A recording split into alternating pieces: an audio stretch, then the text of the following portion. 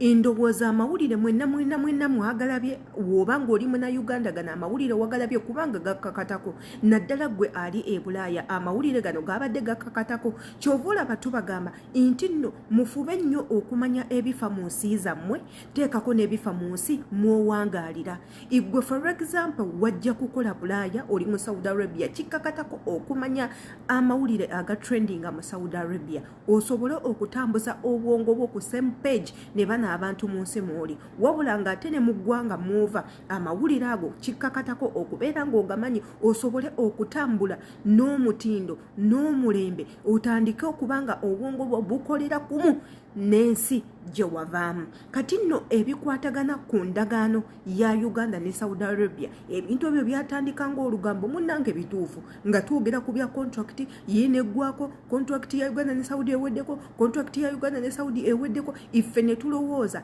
munnange amawulire gatambula butambuzi era ne tulowooza lugambo njagala mujjukireko emabega nze omukamwa kwogera eyavaayo nga mpakanyagana amawulire agatambula olw'ensonga Uganda yali tennavaayo galangirira mu butongole wabula ng'ate ekituyambyeko Katonda atuyambye nti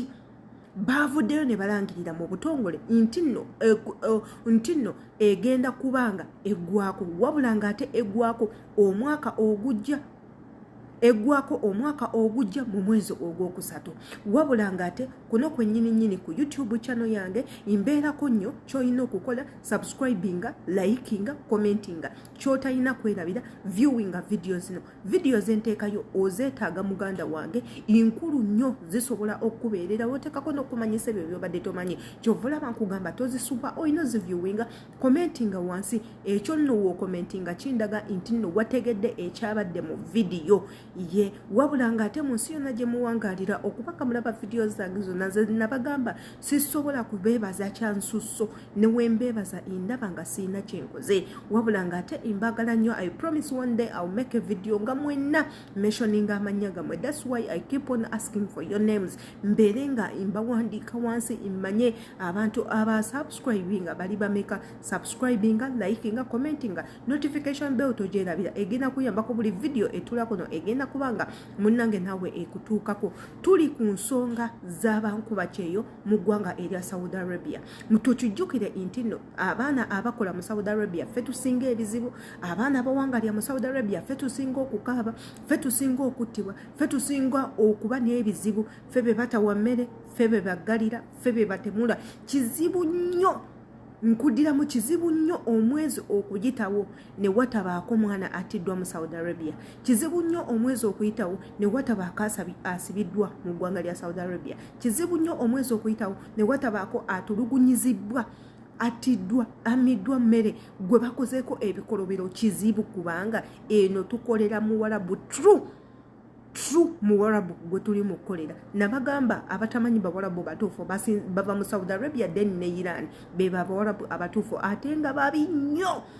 okusinga omuwarabu omulala so endagaano ya Uganda munnange ne Saudi Arabia egenda kubanga eggwako emyezi 3 ejijja maaso egenda kubanga eweddeko era nga waneeno Uganda ekitongole kya Uganda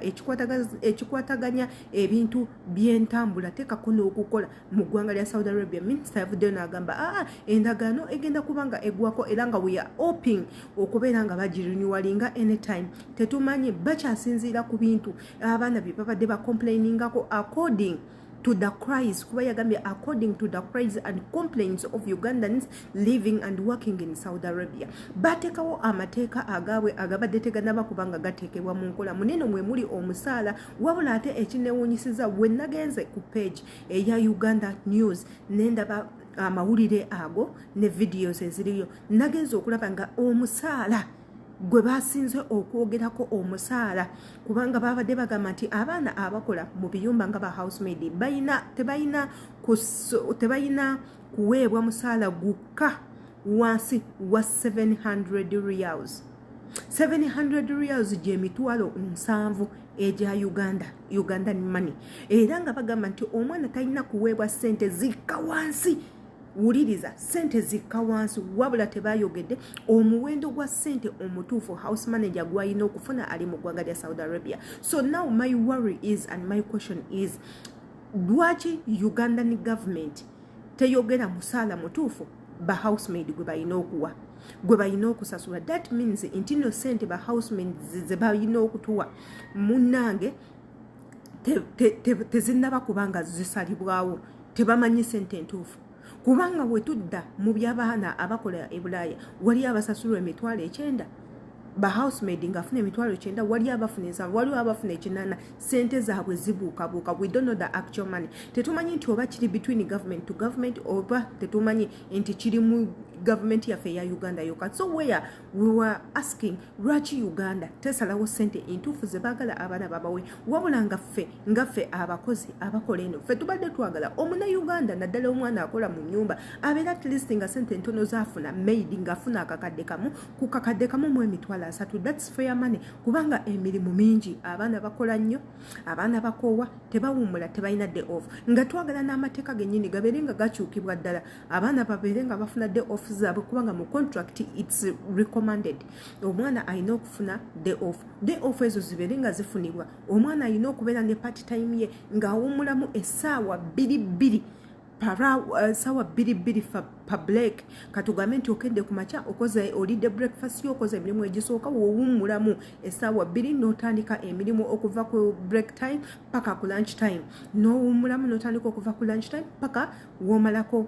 until you finish up that day. Ebyo nno byonna twabadde tubisuubira era nga twagala minisita abeere nga agamba we ask all employees okubanga abaana abalwadde omwana ajjanjabibwa ate era n'aweebwa ebbaluwa entuufu okuva mu ddwaliro nti ekirwadde bwe kiwe ekibadde kimuluma ate era ng'aweereddwa treatment, era nga twagala unnecessary surgeries babeere nga bazikomya ku baana. Omuwendo gw'okuttibwa ebyokutta abaana bibeere nga bikoma, byebintu bye twabadde tusuubira. So nze nga nze Sheila Adita, I'm still disappointed in Ugandan government kubanga tetumanyi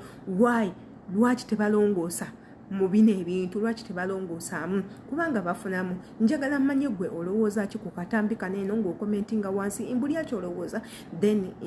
nange mmanye tino video ogifunye, imbaagala nnyo. Peace.